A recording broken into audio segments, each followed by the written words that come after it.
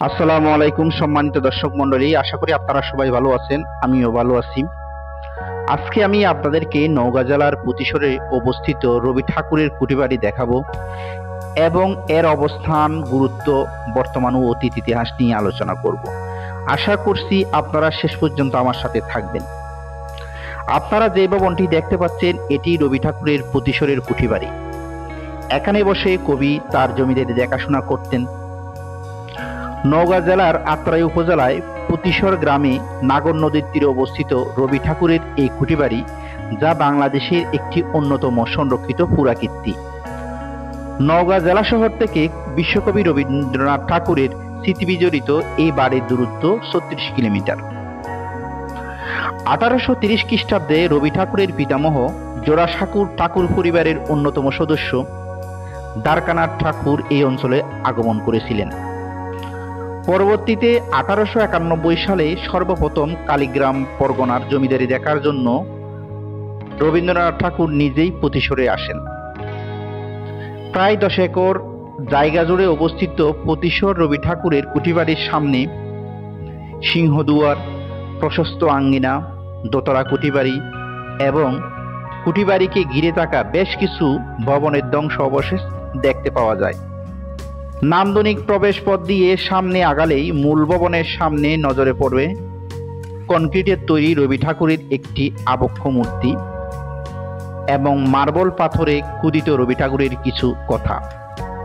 রবীন্দ্র কাছারি বাড়ির ভিতরে বিভিন্ন কক্ষে সংরক্ষিত নিদর্শনের মধ্যে কবির ব্যবহার করা বিভিন্ন তৈজসপত্র, কবির স্বহস্তে লিখিত বিভিন্ন চিঠি, কবির বিভিন্ন বয়সের ছবি ও আসবাবপত্র দেখতে পাওয়া যায়।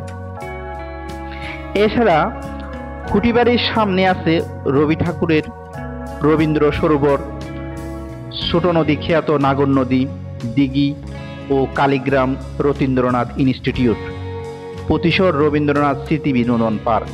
পুতিশরের কাছারি বাড়িতে অবস্থানকালীন কবিগুরু রবীন্দ্রনাথ ঠাকুর চিত্রা, পূর্ণিমা, সন্ধ্যা, গোরা, ঘরে বাইরে সহ অসংখ্য কাব্যগ্রন্থ, গল্প ও প্রবন্ধ রচনা করেছিলেন।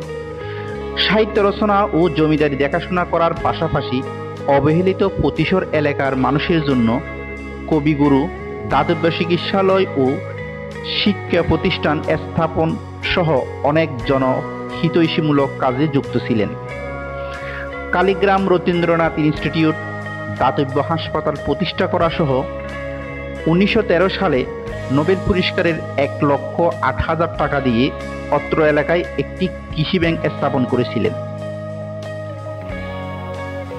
তবে পুতিশরের অধিকাংশ স্থাপনার সাথে শিলাইদহ ও শাহবাজপুরের স্থাপনাগুলোর মিল রয়েছে। 1937 সালের 27 জুলাই রবীন্দ্রনাথ ঠাকুর শেষবারের মতো পুতিশরে আসেন। বর্তমানে রবীন্দ্রনাথ ঠাকুরের স্মৃতি বিজড়িত এই কুটিবাড়ি প্রত্নতত্ত্ব বিভাগের তত্ত্বাবধানে রয়েছে।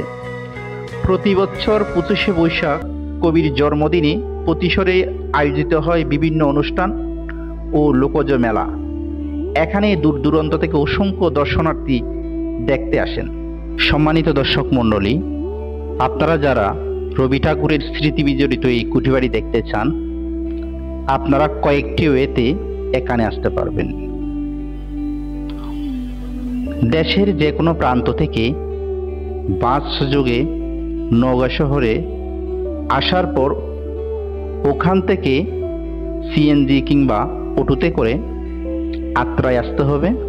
আত্রাই থেকে সিএনজি বা অটোতে করে পুতিশর যাওয়া যাবে। আবার নাটোর শহরে এসে নাটোর শহর থেকে আত্রাই এসে সরাসরি পুতিশর যাওয়া যাবে। আবার যদি কেউ ট্রেনে করে আসতে চান তাহলে ঢাকা কিংবা পঞ্চগড় থেকে